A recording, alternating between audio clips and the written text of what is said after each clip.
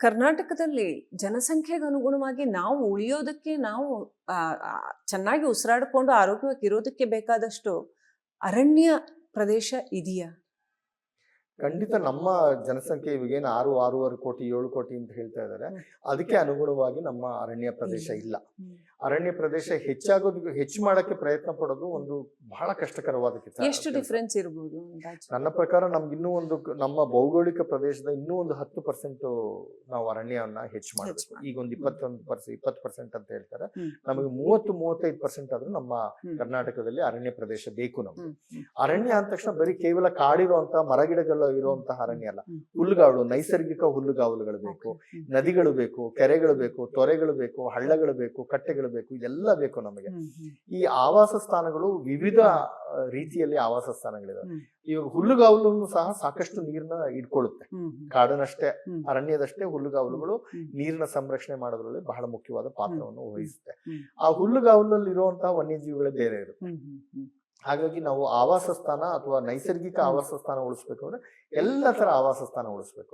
ಈಗ ಕಾವೇರಿ ನದಿ ಮೇಕೆದಾಟು ಅಣೆಕಟ್ಟು ಯೋಜನೆ ಮಾಡಿರುವಂತಹ ಪ್ರದೇಶದಲ್ಲಿ ನದಿ ಪಾತ್ರದ ಕಾಡುಗಳು ಅಂತ ಹೇಳ್ತವೆ. ಅಂದ್ರೆ ಇಂಗ್ಲಿಷ್ ನಲ್ಲಿ ರಿವರೈನ್ ಹ್ಯಾಬಿಟ್ಯಾಟ್ ಅಂತ ಕರಿತೀವಿ.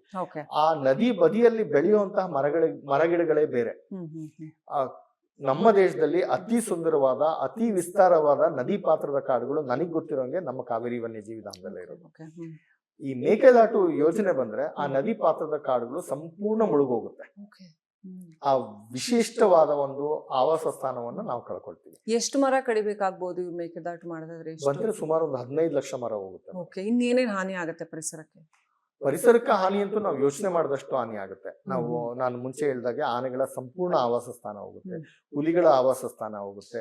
ಹೆಚ್ಚು ಸೀಳುನಾಯಿಗಳು, ಆ ಪ್ರದೇಶದಲ್ಲಿ ಸೀಳುನಾಯಿಗಳು ಹೆಚ್ಚಾಗಿ ನದಿ ಬದಿಯಲ್ಲೇ ಹೆಚ್ಚಾಗಿ ಬೇಟೆ ಆಡುದು. ಯಾಕಂದ್ರೆ ಅಲ್ಲಿ ಜಿಂಕೆಗಳು ಜಾಸ್ತಿ ಸಿಗುತ್ತೆ ನದಿ ಬದಿಯಲ್ಲಿ. ಸೀಳುನಾಯಿಗಳ ಆವಾಸ ಸ್ಥಾನ ಹೋಗ್ತದೆ.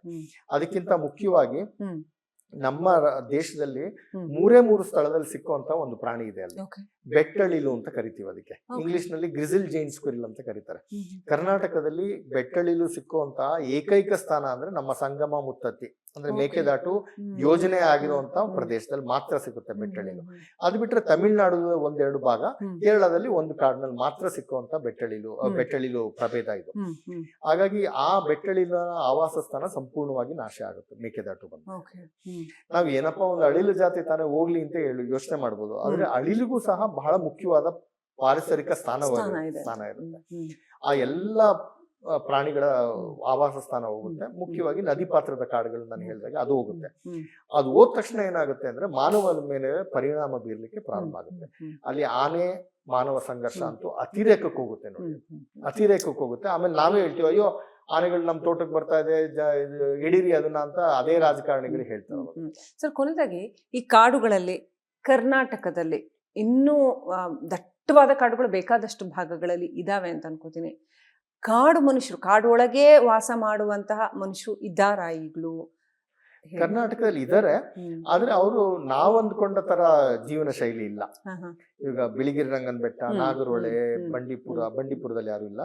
ಆದ್ರೆ ಕಾಳಿ ವನ್ಯಜೀವಿ ಧಾಮ ಇಂತ ಎಲ್ಲ ಪ್ರದೇಶದಲ್ಲೂ ಜನ ಇದ್ದಾರೆ ಇವಾಗಲೂ. ಆದ್ರೆ ನಾವ್ ಅಂದ್ಕೊಂಡಂಗೆ ಅವ್ರಿಗೆ ಹೊಸ ಪ್ರಪಂಚದ ಅರಿವೇ ಇಲ್ಲ ಅನ್ನೋದಿದೆಯಲ್ಲ, ಅದು ತಪ್ಪು ಮಾಹಿತಿ. ತುಂಬಾ ಜನ ಬಿಳಿಗಿರಿ ರಂಗನ ಬೆಟ್ಟದಲ್ಲಿರೋರು ಅತಿ ಹೊಸದಾದಂತ ಎನ್ಫೀಲ್ಡ್ ಮೋಟರ್ ಬೈಕ್ ಇರುತ್ತೆ. ನಮ್ ತರನೇ ಸ್ಮಾರ್ಟ್ ಫೋನ್ ಇಟ್ಕೊಂಡಿರೋ ಜೇನುಕುರುಬ್ರು, ನಾಗರಹೊಳೆಯಲ್ಲಿರೋ ಎಷ್ಟೋ ಜೇನುಕುರುಬ್ರು ಸ್ಮಾರ್ಟ್ ಫೋನ್ ನಲ್ಲಿ ವಾಟ್ಸ್ಆಪ್ ನೋಡ್ತಾರೆ, ಅವರು ಇನ್ಸ್ಟಾಗ್ರಾಮ್ ನೋಡ್ತಾರೆ, ಫೇಸ್ಬುಕ್ ನೋಡ್ತಾರೆ. ನೀವು ಬಿಳಿಗಿರಿ ರಂಗನ ಬೆಟ್ಟದಲ್ಲಿ ಕಾಡು ಒಳಗಡೆ ಹೇಗ್ ಬದುಕ್ತಾರ ಅವರು? ವನ್ಯಜೀವಿಗಳು ಅಟ್ಯಾಕ್ ಮಾಡ್ತಾವಲ್ವಾ? ನಾ ಕೇಳ್ತಿರೋದು ಕಾಡಂಚಿನ ಜನಗಳ ಬಗ್ಗೆ ಅಲ್ಲ, ಡೀಪ್ ಇನ್ಸೈಡ್ ದ ಫಾರೆಸ್ಟ್. ಎಲ್ಲರೂ ಇವಾಗ ನಾನು ಹೇಳಿದ್ನಲ್ಲ ಮುಂಚೆ, ವನ್ಯಜೀವಿಗಳಿಗೆ ನಮ್ಮಿಂದ ತೊಂದರೆ ಆಗ್ತಿಲ್ಲ ಅಂತ ಹೇಳಿದ್ರೆ ಅವ್ರು ಯಾವನು ಅಟ್ಯಾಕ್ ಮಾಡೋದಿಲ್ಲ. ಅವ್ರಿಗೆ ಆ ಭಾಷೆ ಗೊತ್ತು, ಕಾಡಿನ ಭಾಷೆ ಗೊತ್ತು, ಕಾಡನ್ನ ಅರ್ಥ ಮಾಡ್ಕೊಳ್ಬೇಕು, ವನ್ಯಜೀವಿಗಳನ್ನ ಅರ್ಥ ಮಾಡ್ಕೊಳ್ಬೇಕು. ಈಗ ಅಲ್ಲಿ ಆನೆ ಇದೆ ಅಂತ ಹೇಳಿದ್ರೆ ಅದು ಆನೆ ಮುಂಚೆ ಇದೆ ಅಂತ ಮುಂಚೆನೆ ನಮಗೆ ಗೊತ್ತಾದ್ರೆ ಆ ಭಾಗವನ್ನು ನಾವು ಅವಾಯ್ಡ್ ಮಾಡಿ ಬೇರೆ ಕಡೆ ಹೋಗ್ಬೇಕಷ್ಟೇ. ಅದನ್ನ ಅರ್ಥ ಮಾಡ್ಕೊಳ್ಳೋದಿದೆಯಲ್ಲ, ಅದು ಬಹಳ ಮುಖ್ಯ. ಅದು ಕಾಡಿನಲ್ಲಿರೋ ಜನರಿಗಾಗ್ಬೋದು, ವನ್ಯಜೀವಿಗಳ ವಿಜ್ಞಾನಿಗಳಿಗಾಗ್ಬೋದು, ಅಥವಾ ಯಾರೇ ಕಾಡಿಗೆ ಹೋದ್ರು ಅವ್ರಿಗೆ ಅದನ್ನ ಅರ್ಥ ಮಾಡ್ಕೊಳ್ಳೋದು ಬಹಳ ಮುಖ್ಯ. ಕೊನೆಯದಾಗಿ ಮಾನವ ಜಗತ್ತಿಗೆ ಗೊತ್ತೇ ಇಲ್ಲದೆ ಇರೋ ಇವತ್ತಿನ ಆಧುನಿಕ ಜಗತ್ತು ಎಷ್ಟೇ ಮುಂದುವರೆದಿದ್ದೀವಿ ಅಂತ ನಾವು ಅಂದ್ಕೊಂಡ್ರು ನಮ್ಗೆ ಗೊತ್ತೇ ಇಲ್ದ್ರು, ಈಗ ಅನೇಕ ವಿಷಯಗಳನ್ನ ತಿಳಿಸಿದ್ರ, ಅದೇ ರೀತಿನಲ್ಲಿ ಪ್ರಪಂಚಕ್ಕೆ ಗೊತ್ತಾಗ್ಬೇಕಿದು, ಮನುಷ್ಯರಿಗೆ ಗೊತ್ತಾಗ್ಬೇಕಿದು, ಇದು ಪ್ರಾಣಿ ಪ್ರಪಂಚದ ಒಂದು ಅತ್ಯಪರೂಪದ ಅದ್ಭುತ ಕೌತುಕ ಅಂತ ಹೇಳ್ಬಹುದಾದ ಯಾವ್ದಾದ್ರು ಒಂದು ವಿಷಯ ಹೇಳ್ಬೋದಾ? ಬಹುಶಃ ನಾನು ಮುಂಚೆ ಹೇಳಿದಾಗೆ ಹ್ಮ್. ಆನೆಗಳು ನೆಲದಿಂದ ಬಗೆದು ನೀರು ತೆಗಿತವೆ ಅಂತ ನಮ್ಮ ದೇಶದಲ್ಲಿ ಎಲ್ಲೂ ದಾಖಲೆ ಆಗಿರ್ಲಿಲ್ಲ. ಓಕೆ. ನಾವೇ ಬಹುಶಃ ಮೊಟ್ಟ ಮೊದಲ ಬಾರಿಗೆ ಕಾವೇರಿ ವನ್ಯಜೀವಿ ಧಾಮ ಮತ್ತು ಮಲೈಮಹದೇಶ್ವರ ವನ್ಯಜೀವಿ ಧಾಮದಲ್ಲಿ ನಾವು ದಾಖಲು ಈ ಮಾಡಿದ್ವಿ. ಸಾಕಿರೋ ಆನೆಗಳನ್ನ ಹಾಗಿದ್ರೆ ಹಾ. ಈ ನೀರಿನ ಇದನ್ನ ಫೈಂಡ್ ಔಟ್ ಮಾಡೋದಕ್ಕೆ ಬಳಸ್ಬೋದಾ? ಖಂಡಿತ ಬಳಸ್ಬೋದು, ಖಂಡಿತ ಬಳಸ್ಬೋದು.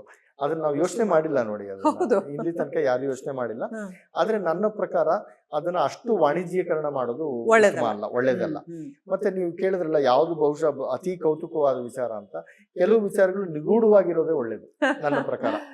ಆ That's very ನಿಸರ್ಗದಲ್ಲಿ nice. ನಿಗೂಢತೆ ಅನ್ನೋದು ಇರ್ಬೇಕು. ಹ್ಮ್. ಆ ನಿಗೂಢತೆ ಅನ್ನೋದೇ ಯಾವಾಗ್ಲೂ ನಮ್ಗೆ ಕೌತುಕತೆ ತರೋದು. ಹ್ಮ್. ಹಾಗಾಗಿ ಎಷ್ಟೋ ಹೊಸ ವಿಚಾರ ತಿಳ್ಕೊಂಡ್ರು ಹ್ಮ್. ಆ ತರದ ಲಕ್ಷಾಂತರ ನಿಗೂಢ ವಿಚಾರಗಳು ಇದ್ದಾವೆ. ಇದ್ದಾವೆ. ಹ್ಮ್. ಮತ್ತೆ ಅದಿರೋದು ಉತ್ತಮನೇ. ಹ್ಮ್. ಹ್ಮ್. ನಮ್ಮ ದೇಶದಲ್ಲಿ ನೀವು ಕೇಳಿದಾಗ ಮುಂಚೆ ಹ್ಮ್. ಕಾಡಿನಲ್ಲಿರುವಂತ ಜನ, ಆಧುನಿಕ ಪ್ರಪಂಚ ನೋಡದಲ್ಲೇ ಇರುವಂತ ಜನ ಬಹುಶಃ ಅಂಡಮಾನ್ ನಿಕೋಬಾರ್ನಲ್ಲಿ ಮಾತ್ರ ಇದ್ದಾರೆ. ಓಕೆ. ಅಲ್ಲಿ ಕೆಲವು ಪಂಗಡಗಳಿದಾವೆ, ಒಂಗೆ ಅಂತ ಹೇಳಿ, ಹ್ಮ್. ಮತ್ತೆ ಲಿಟಲ್ ಅಂಡಮಾನೀಸ್ ಅಂತೆಲ್ಲ. ಅವರ ಜನಸಂಖ್ಯೆ ಈಗ 300-350 ಇಳಿದ್ಬಿಟ್ಟಿದೆ. ಓಕೆ. ಹ್ಮ್. ಅವರು ಬಹುಶಃ ಆಧುನಿಕ ಪ್ರಪಂಚವನ್ನ ಹ್ಮ್. ಅವರು ಬೇಡ ಅಂತಾನೆ ಹೇಳ್ಬಿಟ್ಟಿದ್ದಾರೆ. ಓಕೆ. ಅಂತವ್ರಿಗೆ ನಾವು ಸಂರಕ್ಷಣೆ ಖಂಡಿತ ಮಾಡ್ಬೇಕು. ಹ್ಮ್. ಅವ್ರಿಗೆ ನಾವು ಆಧುನಿಕ ಪ್ರಪಂಚನ ತೋರ್ಸೋ ಅವಶ್ಯಕತೆ ಇಲ್ಲ, ಅವ್ರಿಗೆ ಬೇಡ ಅಂತ ಹೇಳಿದ್ರೆ. ಹ್ಮ್. ಆದ್ರೆ ಮೇನ್ ಲ್ಯಾಂಡ್ ಅಂತ ಭಾರತದಲ್ಲಿ ಇನ್ನು ಉಳಿದ ಜನರಿಗೆ ಆಧುನಿಕ ಪ್ರಪಂಚ ನೋಡ್ಬಿಟ್ಟಿದ್ದಾರೆ ಅಂತ ನನ್ನ ಅಭಿಪ್ರಾಯ. ಹ್ಮ್. ಹ್ಮ್. ಹ್ಮ್. ಹ್ಮ್. ಅದರೊಟ್ಟಿಗೆ ಪರಿಸರದ ಮತ್ತು ನಿಸರ್ಗದಲ್ಲಿರುವಂತ ನಿಗೂಢತೆ ಹ್ಮ್. ಅದು ಪ್ರತಿ ದಿವಸ ನಾವು ಕಲಿತಾ ಇರ್ತೀವಿ. ಹ್ಮ್. ಅದನ್ನ ಅದಕ್ಕೆ ನಿಮ್ಗೆ ಕೊನೆ ಅನ್ನೋದಿಲ್ಲ. ಇವತ್ತಿಗೂ ನೀವು ಎಂಟರ್ ಆಗಿ ಈಗ 25-30 ವರ್ಷ ಅಂತೂ ಆಯ್ತು, ಅದರ ಫಸ್ಟ್ ಡೇ ನಿಮ್ಗೆ ಎಷ್ಟು ಕೌತುಕಮಯ ಅಂತ ಅನಿಸ್ತಾ ಇತ್ತು? ಇವತ್ತಿಗೂ ಹಾಗೆ ಹೊಸ ಹೊಸ ವಿಚಾರಗಳು ಗೊತ್ತಾಗ್ತಾ ಇರತ್ತಾ? ಇವತ್ತಿಗೂ ಅಷ್ಟೇ ಕೌತುಕಮಯ? ಖಂಡಿತ ಖಂಡಿತ ಮೇಡಮ್. ನನ್ನ ಹತ್ರ ಪ್ರತಿ ದಿವಸ ಇವಾಗ್ಲೂ ನಾನು ಕಾಡಿಗೆ ಹೋದ್ರೆ ಅಥವಾ ಎಲ್ಲೇ ಹೋದ್ರು ಆ ಸಿಕ್ಕರೆ ಒಂದು ಪುಸ್ತಕ ಇಟ್ಕೊಂಡು ಹೋಗಿರ್ತೀನಿ ಜೇಬಲ್ಲಿ. Okay. ಆ ಪುಸ್ತಕದಲ್ಲಿ ಬರಿತಾನೆ ಇರ್ತೀನಿ ಏನೇನು ಹೊಸದು. ಹ್ಮ್. ಆ ಪುಸ್ತಕ ಮುಗಿಯೋದೇ ಇಲ್ಲ. ನನ್ನ ಮನೆಗ್ ಬಂದ್ರೆ ಹ್ಮ್. ಕಟ್ಟುಗಟ್ಲೆ ಪುಸ್ತಕಗಳಿದಾವೆ. ಅದು ಏನ್ ಹೇಳುತ್ತೆ ಅಂತ ಹೇಳಿದ್ರೆ, ನಾನು ದಾಖಲೆ ಮಾಡ್ತೇನೆ ಅಂತ ಹೇಳೋದಿಲ್ಲ, ಹ್ಮ್. ಆದ್ರೆ ಕಲೀಲಿಕ್ಕೆ ಎಷ್ಟಿದೆ ಅಂತ ತೋರಿಸುತ್ತದೆ. Okay. It's an indicator to show how much there is in nature to learn. Hmm. Hmm. ಪ್ರತಿ ದಿವಸ ಏನೋ ಒಂದು ಕಲಿತಾ ಇರ್ತೀವಿ. ಹ್ಮ್. ನನಗೆ ಇತ್ತೀಚೆಗೆ ನಮ್ಮ ಜಮೀನಲ್ಲಿ ಹೇಗೆ ಮಿಂಚುಳಗಳು ವಾಪಸ್ ಬಂದ್ವು. ನಮ್ಮ ಜಮೀನ್ ತಗೊಂಡಾಗ ನಾನು 6 ವರ್ಷದ ಮುಂಚೆ ಮಿಂಚುಳ ಇರ್ಲಿಲ್ಲ. ಹ್ಮ್. ಈಗ ಇದಕ್ಕಿದಂಗೆ 1-2 ವರ್ಷದ ಮುಂಚೆಯಿಂದ ಮಿಂಚುಳ ಬರ್ಲಿಕ್ಕೆ ಪ್ರಾರಂಭ ಆಗಿದೆ. ಹ್ಮ್. ಯಾಕೆ ಅಂತ ಹೇಳಿದ್ರೆ, ನಾವು ಜಮೀನು ತಗೊಂಡು ಅದನ್ನ ರಕ್ಷಣೆ ಮಾಡಿದೀವಿ, ಅಲ್ಲೇನು ಬೆಳೆ ಬೆಳೆಯೋದಿಲ್ಲ. ಹ್ಮ್. ರಕ್ಷಣೆ ಮಾಡಿದ್ಮೇಲೆ ತಂತಾನೆ ನೈಸರ್ಗಿಕವಾಗಿ ಹಲವಾರು ಪೊದೆಗಳು, ಹುಲ್ಲಿನ ಜಾತಿಯ ಹುಲ್ಲುಗಳು ಹ್ಮ್. ಮತ್ತೆ ಮರಗಿಡಗಳು ಬರ್ಲಿಕ್ಕೆ ಪ್ರಾರಂಭ ಆದವು. ಹ್ಮ್. ಅವುಗಳು ಬಂದ ಮೇಲೆ ಅಲ್ಲಿ ಅವುಗಳ ಎಲೆ ಎಲ್ಲ ಬಿದ್ದು ಅಲ್ಲಿ ತನು ಜಾಸ್ತಿ ಆಯ್ತು, ಅಂದ್ರೆ ನೀರಿನ ಪಸೆ ಜಾಸ್ತಿ ಆಗಿದೆ. ಹ್ಮ್. ಈ ಮಿಂಚುಳಗಳಿಗೆ ನೀರಿನ ಪಸೆ ಇರಬೇಕು, Okay. ಅವಾಗ ಬಂದು ಅಲ್ಲಿ ಮೊಟ್ಟೆ ಇಡ್ತಾವ ಅವು. ಹ್ಮ್. ಹ್ಮ್. ಹ್ಮ್. ಹಂಗಾಗಿ 3 ವರ್ಷ ಆದ್ಮೇಲೆ ಸ್ವಲ್ಪ ಪಸೆ ಜಾಸ್ತಿಯಾಗಿ ಈಗ ಮಿಂಚುಳಗಳು ಬರ್ಲಿಕ್ಕೆ ಪ್ರಾರಂಭ ಆಗಿದೆ. ಹ್ಮ್. ಇದು ಯಾವಾಗ್ಲೂ ನೋಡಿ ಹೊಸದ್ ಕಲಿತಾ ಇರ್ತೀವಿ. ಯಾಕೆ ನಮ್ಮ ಜಮೀನಿಗೆ ವಾಪಸ್ ಬಂತು ಮಿಂಚುಳ ಅಂತ ಯೋಚನೆ ಮಾಡ್ತಾ ಇರ್ತೀವಿ. ಹ್ಮ್. ಆಮೇಲೆ ಮಿಂಚುಳದಲ್ಲೂ ಅಷ್ಟೇ, ಹೆಣ್ಣು ಮಿಂಚುಳಕ್ಕೆ ಆರಕ್ಕೆ ಆಗಲ್ಲ. ಹ್ಮ್. ಹ್ಮ್. ಗಂಡು ಮಿಂಚುಳ ಮಾತ್ರ ಆರೋದು. ಹ್ಮ್. ಹೆಣ್ಣು ಮಿಂಚುಳ ಮೊಟ್ಟೆಯಿಂದ ಆಚೆ ಬಂದಿದ್ದು ಅಲ್ಲೇ ನೆಲದ ಮೇಲೆ ಇರ್ತದೆ, ಅದನ್ನು ಸಹ ಬೆಳಕನ್ನ ಕೊಡ್ತದೆ. ಹ್ಮ್. ಇಲ್ಲಿ ತನಕ ಪ್ರಪಂಚಕ್ಕೆ ಅದು ಹೆಂಗೆ ಬೆಳಕು ಕೊಡುತ್ತೆ ಅಂತ ಗೊತ್ತಿರಲಿಲ್ಲ. ಇತ್ತೀಚೆಗೆ ಚೈನಾ ದೇಶದಲ್ಲಿ ಕೆಲವು ವಿಜ್ಞಾನಿಗಳನ್ನ ಅದನ್ನ ಅರ್ಥ ಮಾಡ್ಕೊಂಡಿದ್ದಾರೆ. ಹ್ಮ್. ಹಾಗಾಗಿ ಮಿಂಚುಳದಿಂದ ಹಿಡಿದು ಹ್ಮ್. ಆನೆ ತನಕ ಎಲ್ಲಾ ಪ್ರಾಣಿಗಳ ಬಗ್ಗೆ ನಾವು ಕಲ್ತ್ಕೊಳ್ಳೋಕೆ ಪ್ರತಿ ದಿವಸ ಏನೋ ಒಂದಿರುತ್ತೆ. ಹ್ಮ್. ಹ್ಮ್.